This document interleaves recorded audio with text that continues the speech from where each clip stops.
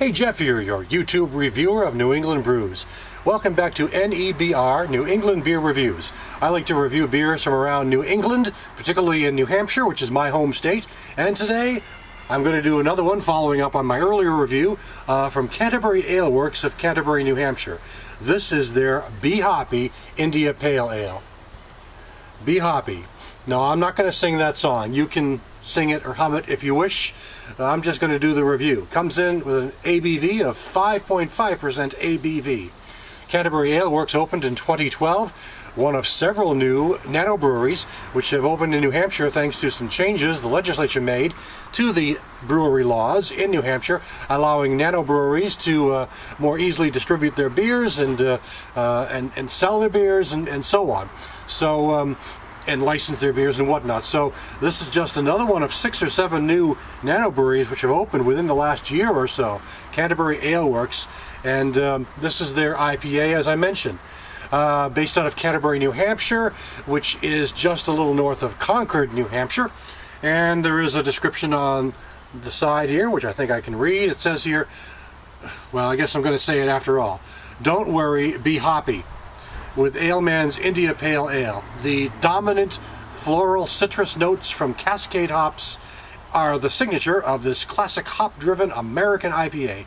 Hang out and be hoppy with the Aleman as your guide. Okay, let's get right into this and open it right up here on this nice spring day. Pour it into the small glass so I can savor this later. Get a good taste of it now. All right. There's the pour. Darker than I expected. Okay. I mean, yeah, it's a lot of IPAs I think to be cloudy and not quite as dark as this. This is sort of a copper amber color, which is kind of interesting to me, with a good head. I mean, I know there are some IPAs that look like that, but I tend to see the more lighter pale ones. That's what I'm used to seeing more often than not. But this is, you know, kind of an amber orange copper color with a good head. And a lot of carbonation going on. Quite a good little carbonation. Alright, let's check out the aroma. Pine, grapefruit, earth. Ah, yes. Welcome to the world of American IPAs. Except not as pungent as a lot of American IPAs can be. A lot of American IPAs I've had can be really, you know, hoppy in aroma. This one is more, this one's actually much more, you know, mellow than that. But quite noticeable. But there is a good grapefruit and pine sensation going on. Kind of a mellow malt sensation as well. Alright, let's check out the flavor. Oh, I like that flavor. It's very interesting. But the body, just to start off with, the body is, medium. But there's definitely sort of an earthy, more hoppy, floral, almost fruity sensation in the flavor as well. That's kind of interesting. It's not fruity, but it just has that, well, grapefruit, citrus. I guess it would be fruity when you put those sort of esters or flavors into into the picture.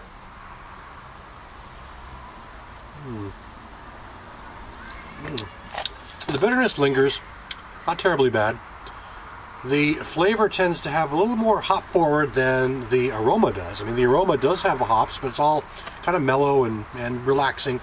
The flavor bursts out a little more pungent with the hop sensation, which to be expected from an IPA. But it's really not a bad little beer. I like it because it's not overpowering, as other American IPAs can be. It's more, it's a little mellower than some of the more really pucker up bitter type IPAs, and some people really like that. For me, when I drink hoppy beers, I like to have the hops sort of balance it all out, sort of blend well, be kind of the lead sensation, but not necessarily be overpowering, and that's what this does.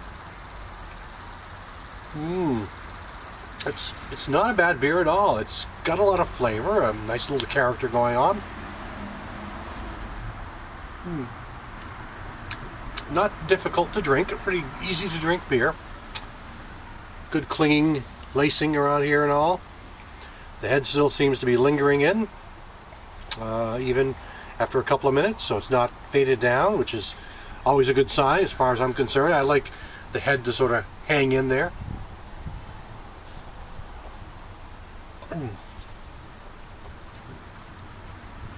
I think I'll try finishing this off and give you a final verdict.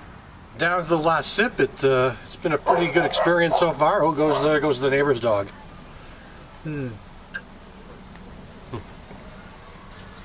Finishing it off, and that head really just didn't go that far away, and I like it when the head hangs in there a bit, leaving lots of lacing and whatnot. But it finishes well. Finishes mildly bitter, not overly bitter, but bitter that you're going to remember it. It doesn't linger though so much. It just ends kind of bitter, not really dry, but but it just ends bitter, but doesn't linger on the back of my throat for a long period of time. It really just kind of draws attention to itself by remaining there for a bit and reminding you that you've just had a pretty good beer.